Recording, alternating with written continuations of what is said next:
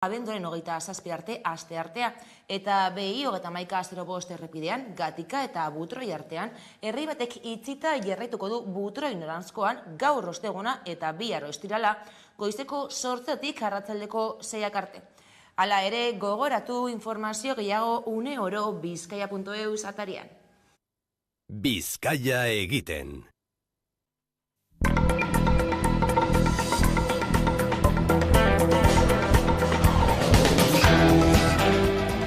Osakidetzako zuzendari Rosa Perezekin batzartu ondoren, Donostiako esiko zerbitzuburuek jakin dute beren erribindikazio nagusiak errespetatzeko asmoa duela Eusko Jaurlaritzako osasun sailak eta duela 3 aste abiatutako krisia bideratzeko moduan dagoela. Medikuburuek atzo informatu dituzte Donostiako esiko langileak asteleheneko bileraren ostean eta dagoeneko aurrera daiteke Donostia referente bakarra izango dela aurrerantzean ere Peritonioko minbizian. Urtarrilaren 18an beste bilera bat izango dute Osakidetzako zuzendaritzarekin. Erreferentzialtasunaren auzitik harago ordea, bada berritasun bat medikuburuen eta Osakidetzako zuzendariaren arteko bileraren ostean, zuzendariek eta langileek osatutako batzorde bat eratzeko bidea zabaldu da. Berez, legeak jasotzen du batzorde hori eratu behar dela eta asteleheneko bileraren ostean gertuago dago esiaren lerro estrategikoak finkatuko lituzkeen talde mistoa osatzea. Batzordeko ordezkariak nola aukeratuko diren hori da orain negoziatzen ari den gai garrantzitsuenetako bat.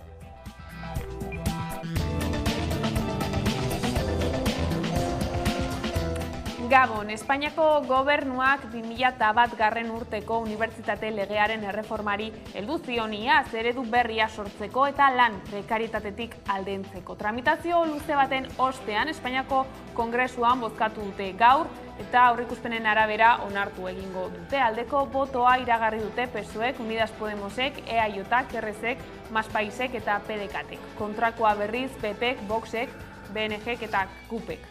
EH Bilduk abstentziora joko du. Arau berriak eragina izango du besteak beste unibertsitatearen barne antolakuntzan eta ginte organoen aukeraketan, finantzaketan, matrikularen prezioan, ikasketen eskaintzan eta irakasleen lan baldintzetan. Espainiako Kongresuak onartuko duen unibertsitate lege berria begionez hartu zuten atzo EAJak eta EH Bilduk, baina ñabardurekin legearen aldeko botoa iragarri zuen Josune Gorospe EAJako diputatuak besteak beste jeltzaleen zuzenketa nagusienak txertatu direlako eta arauak Euskal Sistema Unibertsitarioa indartzeko bidea zabaltzen duelako. EH Bilduren izenean, Bel Pozueta kritikoagoa izan zen, alde positiboak izan da ere gabezia ugari dituela ohartarazi zuen.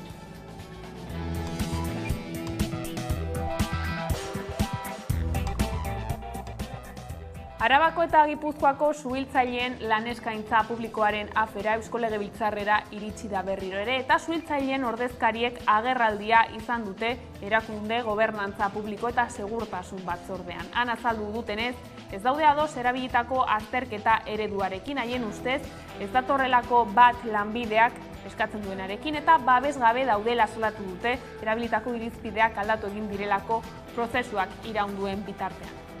Salatzeko Arkautek orain arte suhiltzaientzat eraman duen EPA edo azterketa, batez ere azterketa horren eredua edo mota, ez? Uste dugu ez duela neurtzen suhiltzaile batek eduki behar dituen gaitasunak, azterketa edo OPE bat gainditzeko eta batez ere azterketa modeloa salatzera gatoz. Langatozkekin jarraiki Amazonen Trapagarango logistika zentroko langileek greba eguna izan dute gaurkoa, labek deituta. Sindikatuaren arabera guztiz arrakastatsua izan da eta bihar ere lan uztea egingo dute, besteak beste lan hitzarmen propioa izatea eskatzen dute eta aldarrikapena goizetik zabaldu dute fabrikaren atarian, eguerdian ordea manifestazioa egin dute Bilbon. Bakarrik sartu dira lan egitera arduradunak eta hori eragin zuzena daukala bere furgonetak gaur ez direla aterako. Enpresaren portaera oso bortitza dela, mailetetik altzatu da, joan den astelehenean egon zen enpresa batzordeko bilera bat enpresa batzorde horretan, enpresa bakarrik ikusi nahi zuen utegi moldatzea eta gure aldarrikapen taulak luzeagoa dela, alde batetik lan zentrokoko lan hitzarmen bat eskatzea, eta bebai soldaten igoera KPI lotuta eta bebai subkontrataren subrogazioare bebai eskatzen dugu. Bizkaiko metalgintzako sindikatuek eta patronalak oraindik ez dute lortu lan hitzarmenaren bueltako akordiorik, beraz langileek hitzarmena berritu gabe amaituko dute urtea. Sindikatuek beste eskaintza bat egin zuten bileran, baina patronalaren ustez aurrekoa baino onartezinagoa da, bi aldeek ez dute egunik zehaztu hurrengo bilerarako. Uste dugu mugimendu garrantzitsuak egin ditugula, akordioa posibilitatzeko. Argi eta garbi utzi nahi dugu gehiengo sindikalak beti egin duela apostu negoziazioaren alde, patronala nolabait postopo handi bat jarri diola negoziazioari. Hiru sindikatuei, Komisiones Lab eta UGTeri, sektorean jada ordua dela greba mugagabera joteko eta konbokatoria hori ahalik eta arinen egiteko. Bere aldetik sarek hainbat mobilizazio deitu ditu Gabonetarako Hego Euskal Herrian, besteak beste lehenengo hitzorduak abenduaren 24an izango dira arratsaldeko 7etan Gasteizen eta Lizarran. Gainera, urteko azken egunean 2 martxa egingo dira Martuteneko eta Basauriko espetxetara. Hala, sarek ekimen horien garrantzia azpimarratu du, izan ere azaldu dutenez urruntze politika amaitzeko aurrerapauso handia eman den arren, oraindik euskal presoek 11 oztopo dituzte etxera itzultzeko bidean. Egongo dela, badagoela, oztopoak jarriko dituen jarrera aktibo bat, eremu politikoan, eremu prentsa edo edabideetako ingurumari hortan, eta baita Audientzia Nazionaleko Fiskaliaren jarreran ere bai. Orduan, ikusi duguna da, eskumenak hemen egonda, gradu profesional bidean aurrera egin daitekela, baina etengabe oztopoak jarriko dituen Audientzia Nazional bat hor egongo dela. Orduan, gure ustez, jada 9 regresio eman dira, gaur egun 6 dira bigarren gradura itzulita kartzelan jarraitzen dutenak, baina 13 dira epaiaren zai daudenak. Eta euskal preso ez baina kultur arlora salto. 8. urtez izango da Zama Doinuzarindu urtarrilaren 15ean Etxarri Aranazko kulturretxean eta 2 emanalditan egingo da Etxarriko sarek eta senide eta lagunek antolaturik. Berriz ere Euskal Herriko abeslari ezagunak euskal presoi aplikatzen zaien salbuespeneko legedia salatzeko oholtzara igoko dira. 27 urtetan soilik 15 hilabetez ez du gure herrian preso edo ieslaririk izan, ez? Momentu honetan 4 preso, herriko preso ditugu, azkenean gure herrian gatazkak fuerte kolpatu duela nolabait eta zama handia dela, ez? Eta hori aintzat hartuta gure helburua izan duzan hori doinuz arindu behar genuela eta horretarako jaialdi bat martxan jarri behar genuela, ez? Eta alde horretatik helburuak nolabait ere betetzen ari gara, ze modu batean gure lana da doinuz arintzea zama eta hortan ari gara.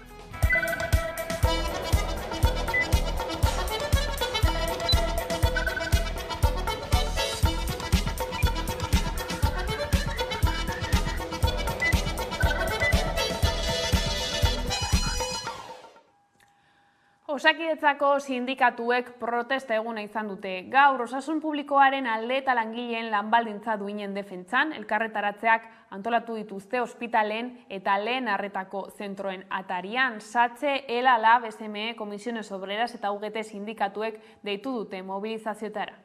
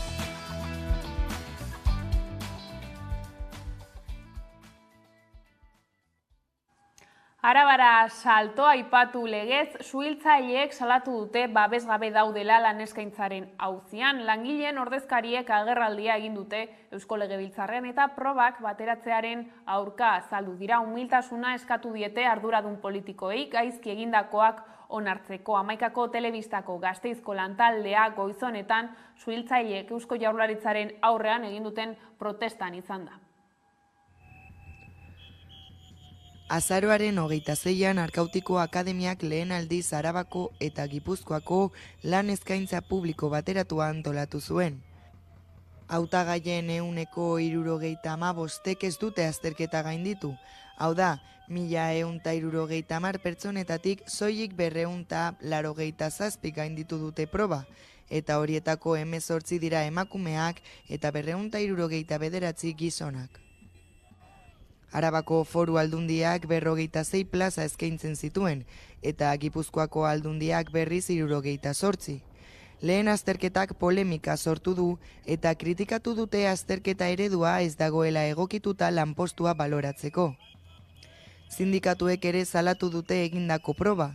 ESK sindikatuak uste duenez deialdia irregulartasun juridikoz beteta zegoen, eta EAEko erakundei eskatu die Arkautiko Akademiak berriz ez antolatzeko lan eskaintza publikoko azterketa bat, agerian utzi duelako ez direla trebeak. ELA sindikatuak berriz azpimarratu du behin-behineko suhiltzaile gehienak plazarik gabe gera daitezkeela, eta probaren diseinuaren eraginez izango dela argudiatu du. Salatzeko Arkautek orain arte suhiltzaientzat eraman duen EPA edo azterketa, batez ere azterketa horren eredua edo mota, ez? Uste dugu ez duela neurtzen suhiltzaile batek eduki behar dituen gaitasunak, azterketa edo OPE bat gainditzeko, eta batez ere azterketa modeloa salatzera gatoz. Ezagutza eta gaitasun probak Irunen egin ziren. Hautaketa prozesuko hurrengo probak nortasunari buruzkoak eta fisikoak izango dira. Bi kanporaketak gainditzen badituzte derrigorrezko aldi akademikoa bete beharko dute. Ikastaro hori ebaluatuko da eta ondoren praktikak egingo dituzte. Era berean gainditzen ez dutenak polizia eta larrialdietako Euskal Akademian aldi baterako lanpoltzan sartuko dira. Hau da, Arabako eta Gipuzkoako parkeetan lanpostu utzuneak betetzeko edo ordezkapenak egiteko. Bestaldetik, LAB sindikatuak deituta Trapagarango Amazonen zentro logistikoko langileek greba abiatu dute. Gaur azaroaren 28an egin zuten moduan. ELA sindikatua ere deialdira batu da eta olentzero iritsi aurretik fardelak banatzeari utziko diote. Lanbaldintzak hobetzeko negoziazioarekin hastera behartu nahi dute enpresa. Amazonen Trapagarango logistika zentroko langileek greba eguna dute LABek deituta. Sindikatuaren arabera guztiz arrakastatsua izan da. Izan ere biltegiko langile gehienek bat egin dute lan ustearekin.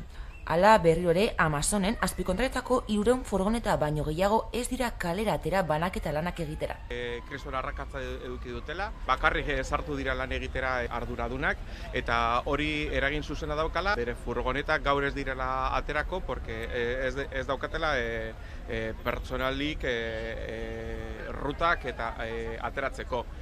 Horrez egaitik oso pozik gaude. Besteak beste, lan hitzarmen propioa izatea eskatzen dute. Joan den astelenean onzen enpresa batzordeko bilera bat, enpresa batzorde horretan enpresa bakarrik ikusi nahi zuen egutegi moldatzea eta gure aldarrikapen taulak luzeagoa dela, alde batetik lan zentrokoko lan hitzarmen bat eskatzea, eta bebai soldaten igoera KPI lotuta eta bebai subkontrataren subrogazioa bebai eskatzen dugula. Izan ere, sindikatuak salatu duenez, langilei aplikatzen zaien hitzarmena ez da inola ere egokitzen beren lanaren ezaugarrietara. Aplikatzen dutela lan hitzarmen bat non ez dela ikusten zentro logistikoko bere berezitasunak eta ETT pilo bat erabiltzen dutela eta bebai aplikatzen dutela gaizki los fijos discontinuos eta horietatik abar luze bat. Nafarroara salto, parlamentuak legealdiko laugarren aurrekontuak onartu ditu gaurko egunarekin. Hala ere denak ez daude pozik. Esaterako, atzoko egunean eskubide sozialen kartak salatu zuenez, 2023rako aurrekontuek ez diote gizartearen pobretzeari aurre egiten.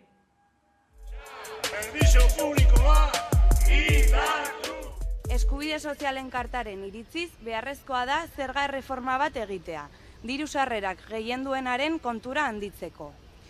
2 legegintzaldi igaro dira UPN Nafarroako gobernutik atera zenetik, eta ia ez da ukitu enpresen eta kapitalaren privilegio fiskalak. Beharrezkoa da ezkerreko indarrek Nafarroan dagoen fiskalitate bidegabea aldatzeko benetako konpromisoa hartzea. Horregatik, Euskal Herriko eskubide sozialen gutunak Nafarroako gobernuak 2023 urterako aurkeztutako aurrekontuak errefusatzen ditu. Argi dugu mobilizazioa beharrezkoa dela erreforma fiskal sakonaren eskakizuna indartzeko. Gehien dutenek gehiago ordain dezaten. Jasotakoa sistema kapitalistaren eta gobernu politiken ondorioz sortutako gizarte ezberdintasuna murrizteko erabiltzea aldarrikatzen dugu. Nafarroako etorkinen elkarteen federazioak eta Peruko komunitateak deituta haserre agertu dira hautesontsietatik irtendako presidentearen estatu kolpeagatik eta gobernu berriak eragindako indarkeria errepresiboagatik.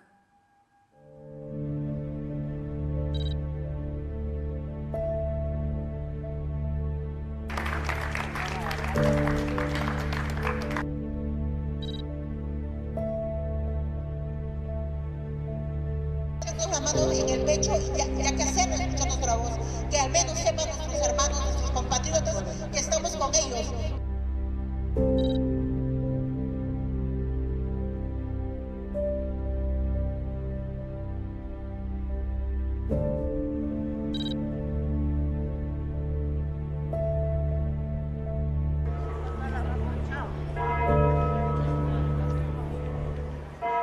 Bizkaira salto eta lan hitzarmenen negoziazioez, eurena berritu gabe amaituko dute urtea Bizkaiko metalgintzako langileek. Ziurrenik Bizkaiko metalgintzan lan hitzarmena berritu barik amaituko dute urtea. Izan ere, patronalak eta sindikatuek ez dute akordiorik lortu, ezta beste data bat zehaztu ere urrengo bilerarako. Hemendik aurrera ez daukagu bilera berririk, eta ikusiko dugu hemendik aurrerako izango ditugun aurrera pausa. Plataformak, hau da, Komisiones Obreras, Lab eta UGTek eskaintza bat egin zuten. Patronalaren ustez baina eskaintza hori aurrekoa baino onartezineagoa da. Gehiengo sindikalak 4 urterako 17,5% soldata igoera proposatu zuen, eta KPIa hori baino handiagoa balitz, 2026an haren arabera eguneratuko litzateke soldata. Uste dugu, mugimendu garrantzitsuak egin ditugula, akordioa posibilitatzeko, beste mugimenduen artean soldata igoretan onartzen dugu patronalak proposatzen duen formula igoretarako, baina eskatze igoretan kantitate edo portzentai gehiago. Patronalak aldiz ez zuen proposamen berririk eraman eta azaroaren 25ean aurkeztu zionari utzi zion. Hala, FEMek proposatutakoa baino 3,5 puntuko igoera handiagoa mahai gainean jarri zuten sindikatuek. Onartezina iruditzen zaio hori patronalari. Patronala nolabait oztopo handia jarri diola negoziazioari. Patronalak esan da zuen ezin zuela eskaintza hobeagorik egin. Hala ere 21. bileren ondotik adierazi duenez, agian beste eskaintza bat pentsatuko du. Egokia iruditzen bazaio eta egokia iruditzen zaion unean. Bizkaiko metalgintzako lan gatazkaren korapiloa ez da askatu oraindik eta plataformak iragarri duenez borrokan eta mobilizazioetan jarraituko dute. Bien bitartean elak protestak gogortzearen alde egin du eta greba mugagabea planteatu die gainontzeko sindikatuei. 3 sindikatuei, Komisiones Lab eta UGTri, sektorean jada ordua dela greba mugagabera joateko eta konbokatoria hori ahalik eta arinen egiteko. Gaiz aldatuta herrigorak 85.000 euro bildu ditu ekaineko zuten ondorioei aurre egiteko kanpainan. 7 proiektu finantzatuko dituzte Usuen eta San Martinunsen 2 helbururekin, suebaki berdeak sortzea eta abeltzaintza estentziboa sustatzea.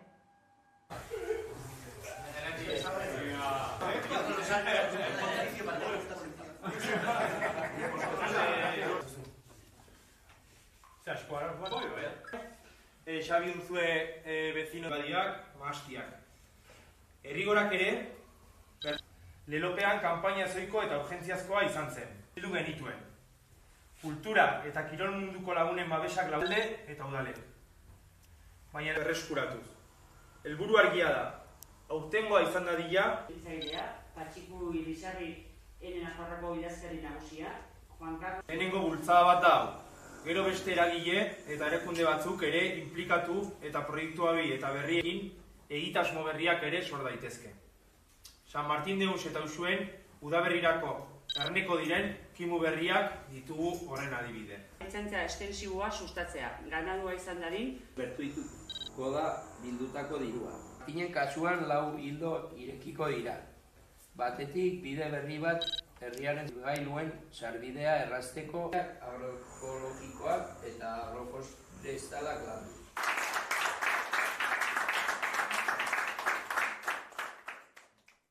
Nazioartera begira, Poloniak urtarrilaren 10erako ezarri du Pablo Gonzalezen askatasunari buruzko hurrengo bista.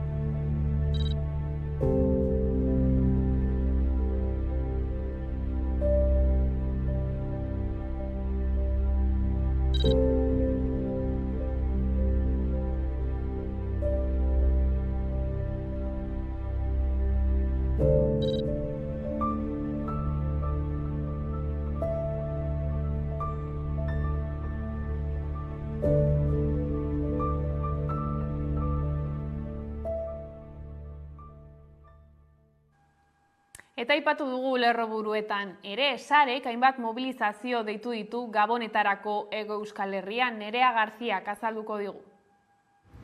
2 urteren ondoren sarek berriz antolatu du euskal presoen etxeratzen aldeko mobilizazioa Bilbon urtarrilaren 7an hain zuzen ere.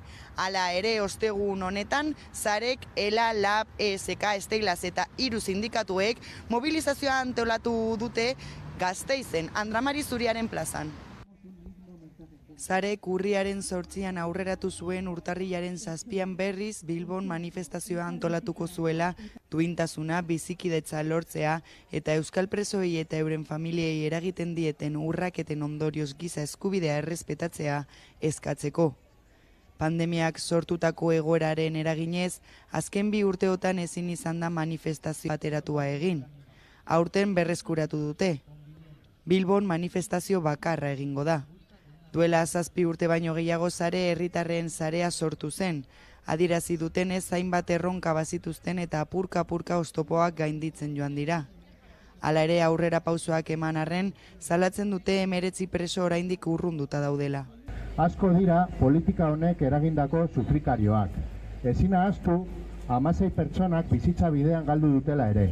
Orain, politika honen amaiera honetan balioan jarri behar dugu egoera honen gainditzea. Hau guztion lanari esker gainditu dugu.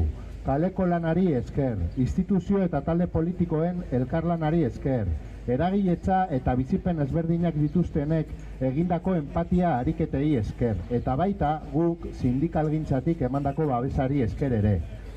Garbi izan behar dugu, gertu daudela, baina oraindik asko daukagula egiteke eta lortzeke. Beraz, gaur hemendik eta urtarrilaren 7an Bilbotik etxeratze prozesuaren alde lanean jarraituko dugu. Guztion ekarpena beharrezkoa delako. Guztion artean lortuko dugu. Urtarrilaren 7an beste urteetan egin duten bezala, ekitaldi berezia egingo dute Euskalduna jauregian, goizean. Arratsaldean berriz 5etan manifestazioa hasiko da etxera bidea gertu lemapean, autonomia kaletik Bilboko udaletzera.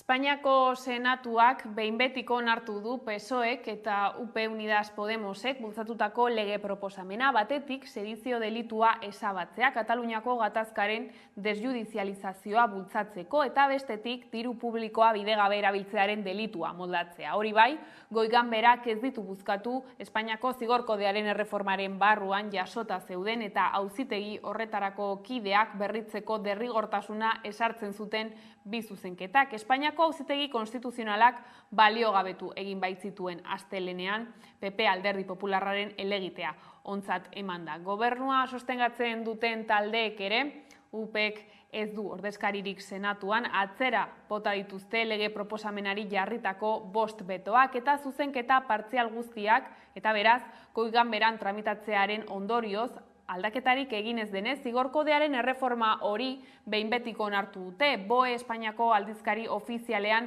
aurki argitaratuko dute.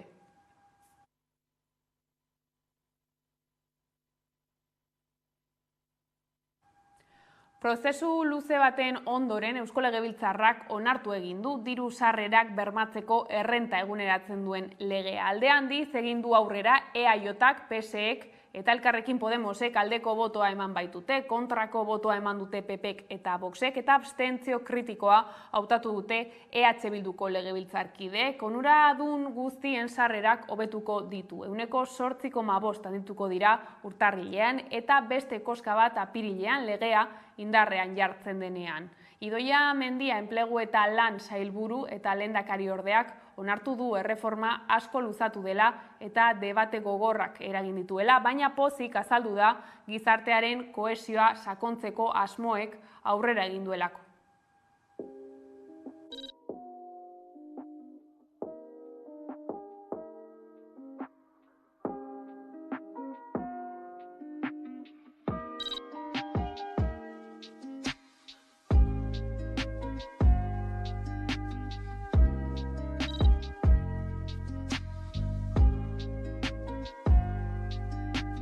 Uste denun, nolabait etorkizuna haustura sozialik gabe eraikitzeko beharrezkoa genula mekanismo hori zeratzea, epe luzerako perspektiba horrekin berdiseinatzea.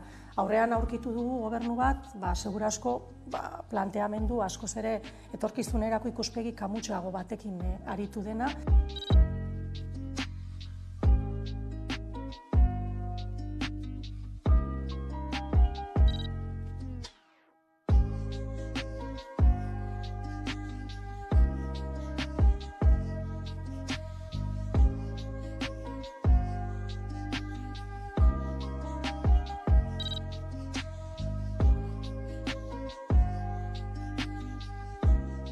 Ni konbentzituta jarraitzen dut kohesio hori dela gure inbertsiorik onena. Eta 3 hamarkada geroago beste eraldaketa honen erdian berriz ausartzen gara pertsona guztiek aukerak, babesa eta inklusioa eskaintzen. Horretan ez dago soilik justizia sozialaren konpromisoa, horretan Euskadiren aurrerapen ekonomikoa bera ere badago. Horren aurka gaur goizean elkartu dira zenbait lagun legebiltzarraren aurrean protesta egiteko Berriotxoak elkarteak deituta. Ikatza ere bota dute atarian. Eusko Jaurlaritzak eta Unidas Podemosek EH Bilduren abstentzioarekin batera bakarrik dauden pertsonen, pentsiodunen eta adingabeak ardurapean dituzten familien eskubideak are gehiago murriztea adostu dutela dio elkarteak. Gainera, alokairuko etxebizitzak partekatzen dituzten pertsonak zigortzen ditu. Dozenaka kilo ikatz, ostegun honetan, Eusko Legebiltzarrean diru sarrerak bermatzeko errentaren lege berria onartu izana salatzeko ekitaldian. Olentxerok eta Mari Domingik dozenaka kilo ikatz emango dituzte. Eusko Jaurlaritzaren ordezkaritzara hurbilduko dira.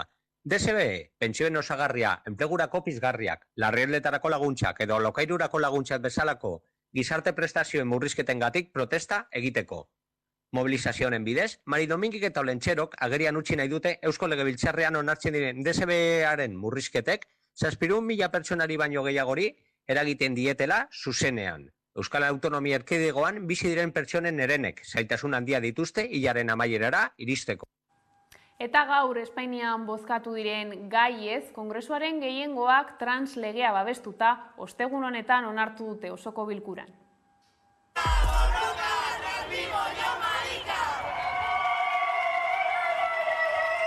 Esta ley que pretende solamente solventar una injusticia, convertir en ley una realidad que desgraciadamente ha estado oculta, ha estado denigrada, una realidad perseguida, una realidad ofendida en sus derechos y que hoy, afortunadamente, va a convertirse en derecho y en ley. Supone un avance en derechos, sin eliminar ni cuestionar los derechos ya efectivos de otras personas. Y de eso se trata, de garantizar los derechos de todas las personas, sin distinción.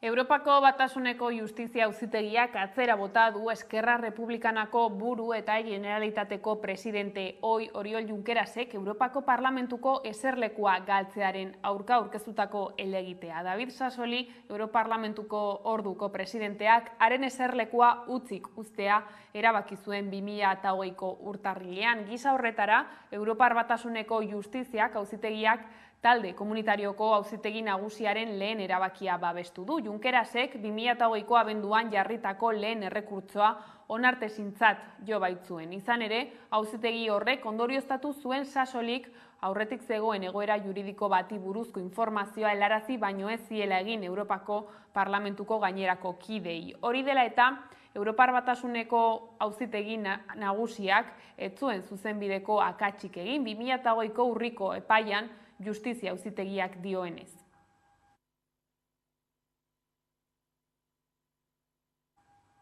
Espainiako Diputatuen Kongresuak ontzat eman du gaur arrantza jasangarriaren eta arrantza ikerketaren lege berria gobernua sostengatzen duten alderdien eta ciudadanosen babesarekin. Legearen ondorioetako bat da erretiroa 4 urtez aurreratzeko aukera izango dutela saregileek, neskatilek eta paketatzaileek. Haien lana, arrantzaleena bezala ere, bereziki nekagarritzat onartu dute eta horregatik pentsioa jasotzeko gutxieneko adinaren koefizienteak murriztuko dizkiete.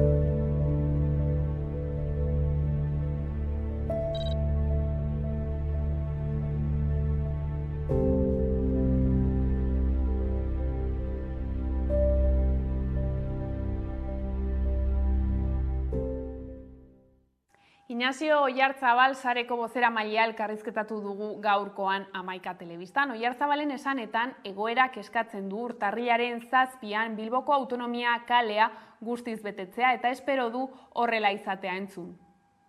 Hori da esperantza, bai, deialdia egin dugu urtarrilaren 7an Autonomia kalea betetzera, berriro ere 2 urte eta gero danak Bilbora bertaratzeko, aurten gainera, azken urtetan Baionarekin batera bi deialdi egin izan ditugu, baina aurten danak Bilbora juteko deialdia egin dugu, eta espero dugu, 2 urte eta gero jendea gogo horrekin egotea, egoerak ere alaskatzen du, Autonomia kalea guztiz betetzea eta Bilboko kaleak betetzea, eta espero dugu gala izatea. Bere esanetan 13 euskal preso gelditzen dira Espainiako estatuko kartzeletan, eta espero du datozen hilabeteetan aurrera pausoak eman ahal izatea. Izan ere nabarmendu du aurten ikusi dela badela oztopoak jartzeko jarrera aktiboa izango duen eremu politiko eta mediatikoa eta baita Audientzia Nazionaleko fiskala ere. Zehaztu du aurten 9 presoren erregresioak eman dituztela eta gaur egun 6 direla bigarren graduan dauden presoak eta 13 direla epailearen zain daudenak. Hala ere dio legearen baldintzak beteta duena 110 presok 3. graduan egon beharko luketela eta kontrara 30 inguru daudela.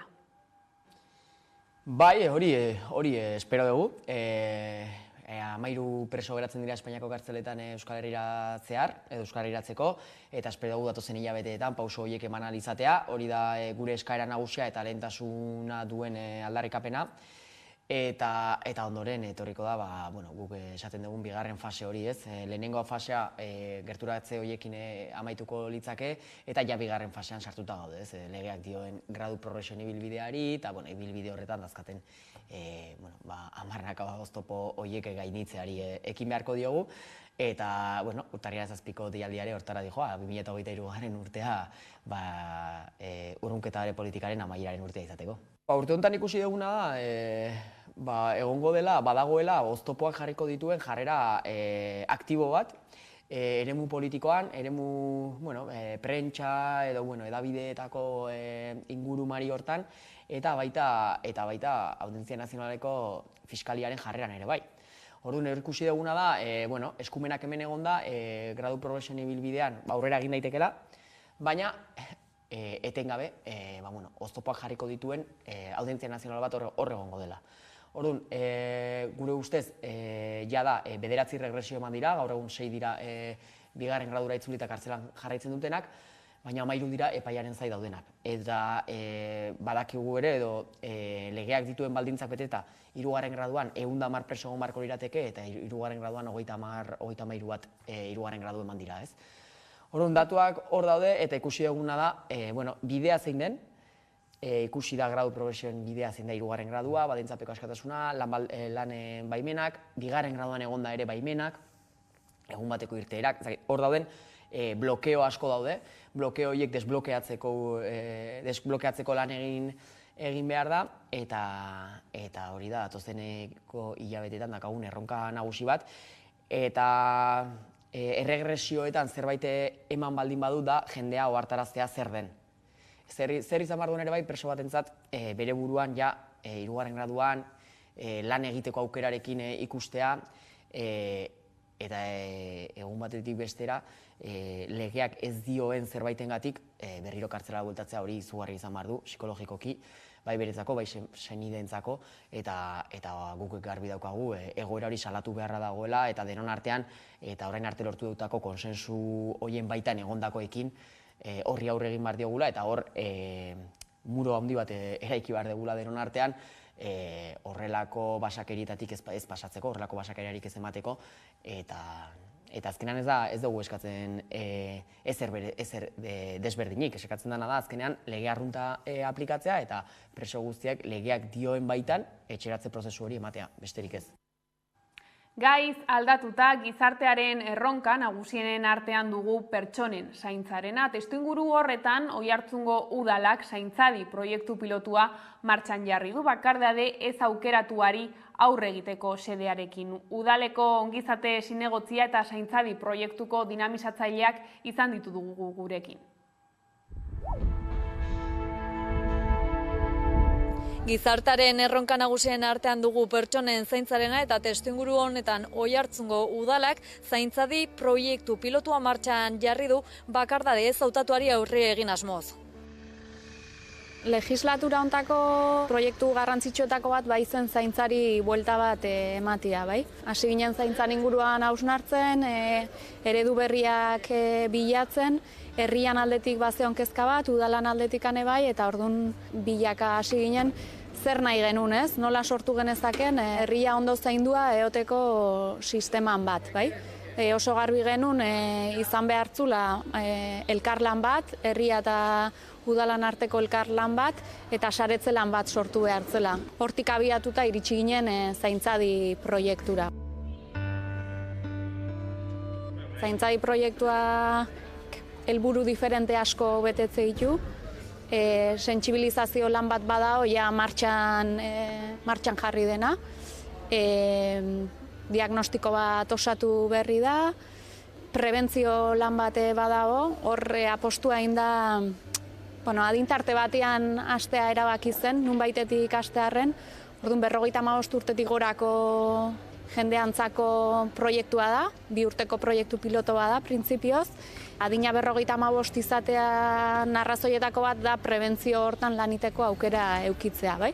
Eta gero eskuartzea da, eta eskuartzea hitz egiten dugunean, alde batetik dago, udalak berak, administrazioak berak parte hartuko du eta gauza batzuk bere esku geldituko dira, baina garrantzitsua da zaintza hortan herriak ere pertsona horrei aportatu posible dion guztia. Orduan, proiektu honen ildo estrategikotako bat da zaintza sare publiko komunitario horren sorrera. Gizarte asko aldatu da eta gizartean aldaketa hauek dela biztanleriaren zahartzea, piramidea inbertitu inda, emakumearen laneratzea, geroz eta joera individualistagoa ditugu, eta horrek azkenean ekarri du zaintzan krisi batian egotia. Zaintza ereduak lehen ziren bezala ez dute funtzionatzen, eta hori batez ere agerian gelditu da pandemia garaian, eta horren ondoriotako bat izan da bakardade ezautatua. Bakardade ezautatua bizitza osoan zehar eta edozeini altzaigu tokatu edo aldugu bizi, eta egia da norbeak barrura beratzen baldin badugu segurazki identifikatuko dugula bakardade ezautatua bizi dugun momenturen bat, baina naiz eta adin tarte guztietan ematen den zerbait den, batez ere adineko pertsonei eragiten die zaintzan krisi honen ondorio dela eta. Orduan, bakardade ezautatua bizitzeak ez du esan nahi mendian isolatuta dago norbaitek bizi behar dunik ez, egon gaitezke jende zinguratuta eta bakardade ezautatu bat bizi. Ez momentu batian, zerbaitek ezkatzen bagaitu sarerik ez eukitzea konpartitzeko, edo sarerik baldin badugu ere, igual ez hainbesteko konfiantzaekin norekin elkar banatu, eta horrek azkenean ondorioak ekartzen ditu ez, bai norberan osasunian, ongizatian definitiboki. Zaintzadi proiektua fase ezberdinak izan ditu, guantxe bukatu deu diagnostikoakin, azkenian eman digula Oiartzungo herriaren argazkia, eta guain urrengo urratsa izango litzateke esku hartzia, eta bertan bi lanlerro edo egongoia. Batetik egongoa banakako esku hartzia, azkenian dia zaugarritasun bakardade ezautatuan aurkitzen diren pertsonak akonpainamendua eta bestetikan egongoa esku hartze komunitarioa. Betire gogoratuz, bazkenian proiektu honen baldintza edo berezitasuna handiena dela sare komunitarioa, ez? Eta pixkat pertsona hauek birkonektatzea herrian jadanik dauden baliabidekin eta baita ere Baldiberian nahi gehalako pertsona guztiz sentsibilizatzen zaintza krisi honen ondorioetako bat izan baita bakardade ezautatua, ez? Eta azkenean geroz eta pertsona gehiago bizitzen ari dira eta hau pixka paliatu eta ekiditeko asmoarekin. Egia da herrian oso erantzun ona jaso deula eta hemendikan eskerrak eman nahi ditugu bai eragilei, bai administrazio publikoai, baita osasun arloari eta herriak azkenean badakala preokupazio bat eta prestutasun bat parte hartzea, ez?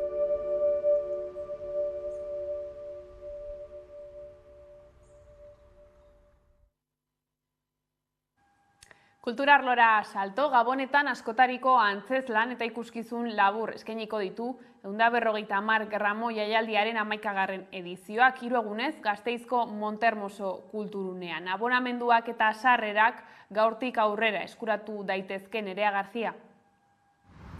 Antzerkia, dantza eta dokumentalak besteak beste eskainiko ditu 150 gramo jaialdiak. Aurten bere 11. edizioa izango da eta hilaren 26-tik 28-ra Montermoso kulturunea arte eszenikoen agertokia bihurtuko da. Sarrerak bertan eskura ditzakegu. Este año tenemos 12 piezas tanto de danza como de teatro, como instalación, como performance, destacando que las piezas de danza se realizan en el espacio del depósito de aguas de Montermoso, que es maravilloso para esto, y donde hemos preparado un par de espacios muy apropiados. El objetivo del festival es conseguir acercar a la población las artes escénicas y viceversa.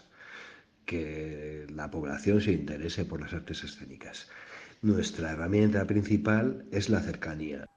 Aire dokumentala finantzatzen laguntzeko diru bilketa kanpaina abiatu dute. Maurizia Aldeiturriaga Bizkaitar Pandero jolearen bizitzan dago oinarrituta proiektua eta Marmoka Films eta Videografik dira ekoizle bultzatzaileak. Proiektua Durangoko azokan aurkeztu berritan crowdfunding kanpaina jarri dute martxan Berkami plataforman.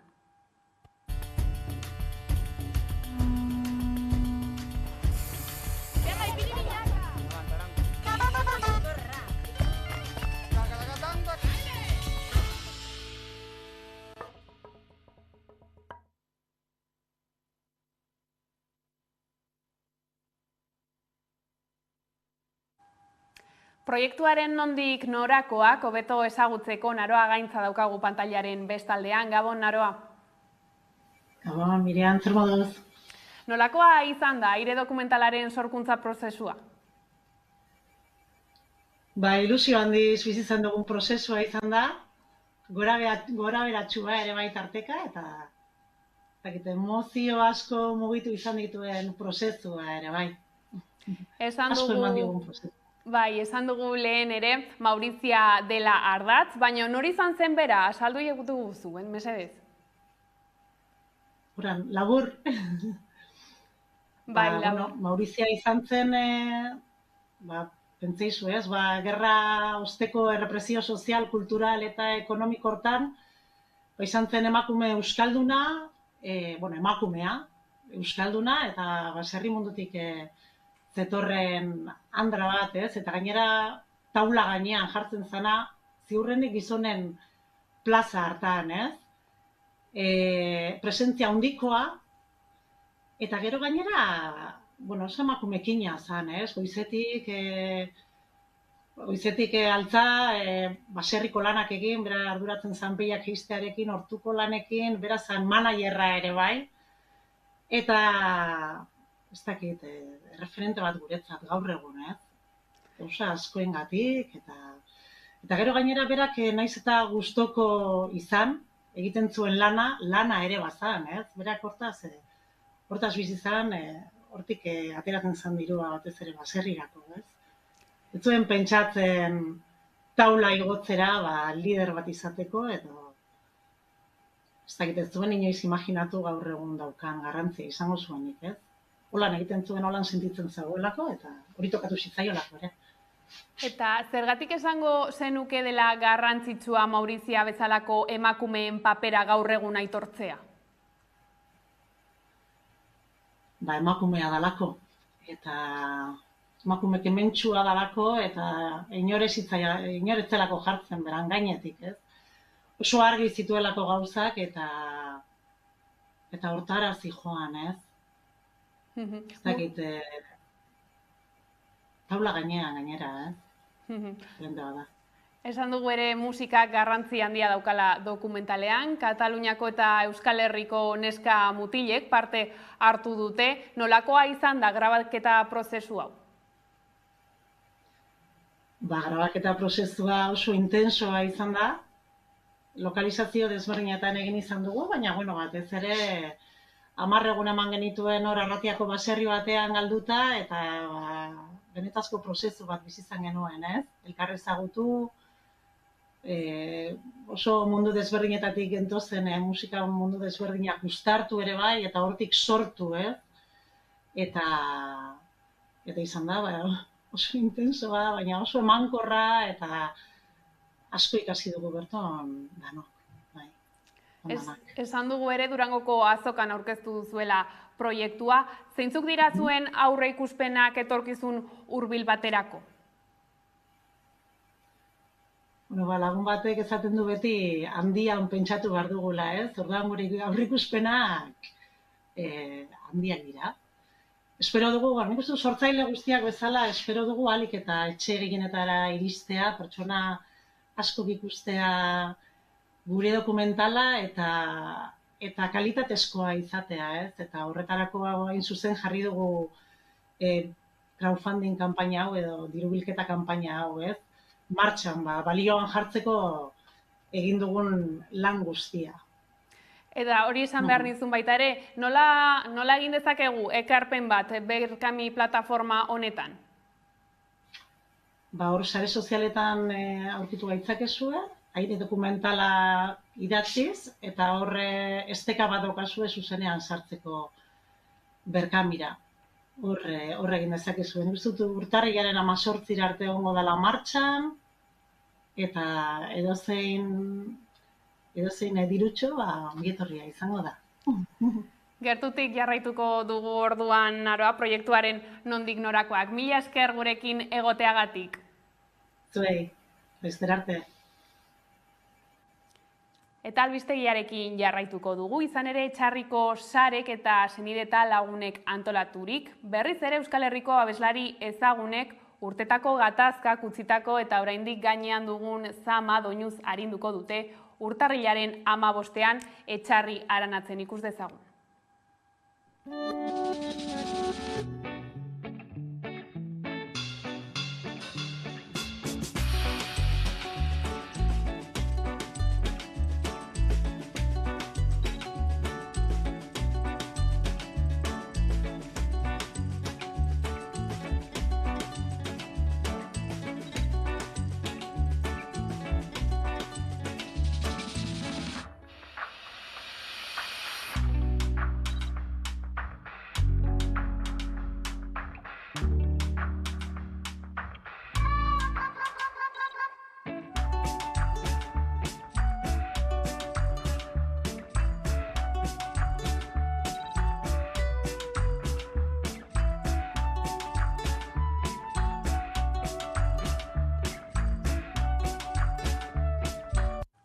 Eta gaur musika zuzenean saioa bueltan da Hamaika telebistan, gaueko 10etan edo nahi eran ostegunero bezala. Oraingoan, Bilbo inguruko talde gazte bat ezagutzeko aukera emango digu Koldo Otamendik. Nize taldea musikatik harago identitate propioa duen taldea da, ikus dezagun.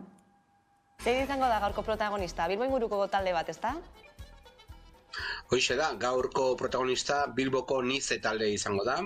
Talde gazte bat, 4-5 urte daramazkite musika egiten, eta dagoeneko disko luze bat, eta orain argitaratu berri duten 4 kantuz osaturiko epe bat argitaratu dituzte. Ezagutzen ez duenarentzat, nola definituko zenuke Nize taldea? Zer nolako doinuak jorratzen ditu? Esan dezakegu post-rocketik haratago doan musika egiten dutela, rocka da sustraia, baina giru ilunak nagusitzen dira beraien melodietan, esaterako gitarra nahiko psikodelikoak dituzte, distortzionatuak, bajoaren presentzia handia da kantuetan, eta bateriaren erritmoak ere ez dira ohikoak, ez? Gainera ohitu behar da, ahotsetan ere iluntasuna dela nagusi, distortzioa ere ahotsean eta nolabaiteko ahots efektuak erabiltzen dituzte, eta emaitza erakargarria egiten du. Disko berria esku artean dutela ere aipatu duzu, Zuloan izenekoa, zer dakar? Bai, 4 kantu osatua dago, Bilboko El Tigre estudioetan grabatua izan da, Jon Arrizabalagaren eskutik. Disko ugari egiten ari dira azkenaldian estudio horretan, oso emaitza onak ateratzen ari dira, eta Nizeren disko honetan ere, soinu aldetik garapen bat dago lehenengo diskoarekin alderatzen badugu, ez? Lehenengo diskoa taldekide guztiak batera grabatu zuten, atmosfera gehiago dago lehen disko luze horretan, eta honakoan pistaka grabatu dute eta bestelako soinuak nabari dira, ez? Instrumentok argiago azaltzen dira, nahiz eta beren artean ere kompaktu egon, eta esan dezakegu, soinu ona atera dutela disko honetan, eta pauso bat aurrera dela taldearentzako. Eta taldean zuzenean ikusteko aukera dagoeneko? Dagoenak aurkeztu dute diskoak, Bilboko Kafe Antzokian aritu ziren duela hilabete bat inguru, Otoi taldearekin batera, eta beste hainbat kontzertu ere eskaini dituzte Bilbo aldean, eta otsailetik aurrera berriz ere hasiko dira disko txiki hau aurkezten, ez? Esan daiteke bere disko luzea 2020 urte bukaerakoa dela, pandemia garaian kaleratu zuten, eta disko txiki hau sortzen da Bilboko soinuak musika lehiaketa irabaztaren ondorioz, ez? Bigarren sailkatu ziren eta bigarren sari hori zen El Tigre estudioetan 4 kantu grabatzea, ez? Orduan esan dezakegu disko hau zubilan bat dela, lehenengo diskotik denbora bat barru etorriko denaren diskora, ez? Eta ikusten da taldean esan bezala garapen bat aurrera begira, ez? Estetikarekin asko jolaste duen taldea da, beraiek taldeko hirukideak Bilboko arte derretan ikasiak daude, ikasten ari dira, o ikasi dute behintzat, eta taldearen estetika, bai, tipografia, diskoaren azalak eta taldearen janzkerak eta guzti horiek badute lotura bat, ez? Badute lotura bat eta identitate bat, ez? Gaur egun asko jorratzen den histori bat da, ez? Musikatik aratago taldeek identitate propio izatea, ez? Eta nizek ere badu, ez? Itxuraldetik ikusten da talde baten izaera, ozero izan nahi duten behintzat irudikatzen dutela argiki, eta oso produktu, oso disko erakargarria dela esan dezakegu. Eskerrik asko Koldo Otamendi, eta zuek badakizuek, gaurkoan Nize taldea sakonean ezagutzeko aukera ez ezazue galdu gaur gaueko 10etan edo tanaieran ere. Koldo, eskerrik asko. Hoixe da, beste talde bat, gaur egun gauza politak egiten ari dena, eta etorkizunean zerbait izango direla ere, ez? Beti ere, musika zuzenean saiatzen gara talde berriak ezagutarazten jendeari, hor dago etorkizuna, eta gaur ere aukera paregabe bat, talde berri bat ezagutzeko. Kiroletara salto pasaden asteburuan abiatu da martxoa bitartean jokatuko den emakumezkoen eskuz binakako txapelketa.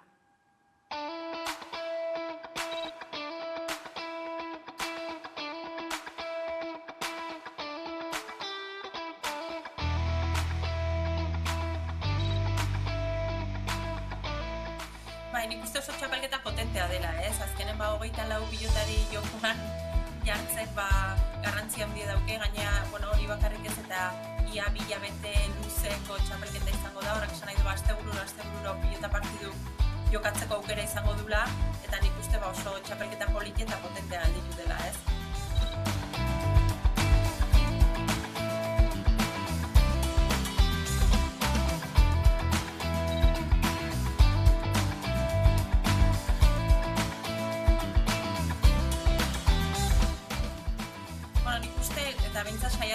Tolaketatik bikoteik oso orekatuk izaten, ez? Garrantzitsua txapelketa bat hona ateratzeko bikotek orekatuk izaten. Printzipioz, paperen gainen behintzat ala ematen do, gero kantxan ikusi beharko da ala xede, baina nik uste baiet, txapelketa orekatua izanen dela, puntu bakoitzek balio ikaragarri eukiko do, eta denak hor txengo gala lehien finala urdenetara edo final erditara sailkatzeko. Eta final horiek bai, berdintasun aste horren baitan, egitararen hortan, barnez hartuko dan ekitaldi bat izango dalako eta guretzako horri bat dalako. Eta horrela iritsi gara albistegiaren bukaerara. Gaurkoan Zea Maiz taldearen Kemen abestiarekin agurtuko zaituztegu. Besterik ez gure aldetik, horiek izan dira gaueko albistegiak gurean gaur utzi dituenak. Gogoratu guztiak eta gehiago nahi duzuen aldiro 11.eus atarian. Gabon zoriontsuak pasa, ongi izan eta datorren urterarte.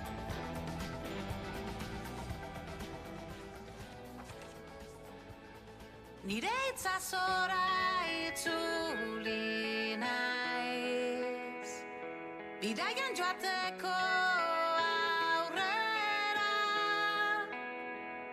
ta izkutatu dudan kemena, berreskura